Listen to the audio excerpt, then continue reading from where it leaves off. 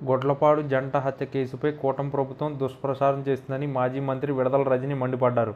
మంగళవారం ఆమె మీడియా సమావేశంలో మాట్లాడుతూ చనిపోయిన వారు ఇద్దరు టీడీపీ నేతలే. అదే విషయాన్ని జిల్లా ఎస్పీ కూడా చెప్పారు. జూలకంటి అనుచరులు హత్యలు చేస్తే పిన్నెమనేని కేసులు పెడతారా అంటూ విడదల రజని నిలదీశారు. రాజకీయ కక్షతో అక్రమంగా పిన్నెనేని బ్రదర్స్పై కేసులు నమోదు చేశారని ఆమె ధ్వజమెత్తారు. రాష్ట్రంలో ఏడాది కాలం నుంచి అరాచక రెడ్ బుక్ పాలన నడుస్తుంది. ఇప్పుడు రెడ్ బుక్ పాలన పరాకాష్ఠకు చేరింది. 4 రోజుల క్రితం మాచర్ల నియోజకవర్గంలో తెలుగుదేశం పార్టీ ఆధిపత్య పోరులో మర్డర్ జరిగింది. మృతుని కుటుంబ సభ్యులు తెలుగుదేశం వారే చంపారని చెబుతున్నారు. పల్నాడు జిల్లా ఎస్పీ శ్రీనివాస్ చనిపోయిన వారు ఇద్దరు తెలుగుదేశం పార్టీకి చెందిన వారే అని ప్రకటించారు.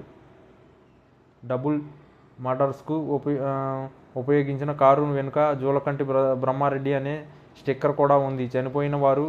చంపిన వారు ఇద్దరు తెలుగుదేశం పార్టీ వారు అయినప్పుడు ఈ కేసు పిన్నెమనేని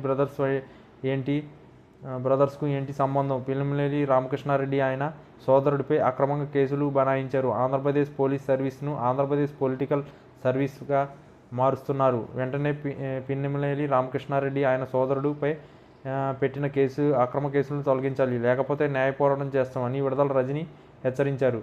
మాజీ ఎమ్మెల్యే గోపిరెడ్డి శ్రీనివాసరెడ్డి మాట్లాడుతూ మాచర్ల నియోజకవర్గంలో తెలుగుదేశం పార్టీలో ఆధిపత్య పోరుతో ఇద్దరు మర్డర్ అయ్యారు. చంపింది తెలుగుదేశం నాయకులు, చనిపోయింది తెలుగుదేశం నాయకులే అని పల్నాడు ఎస్పీ ప్రకటించారు.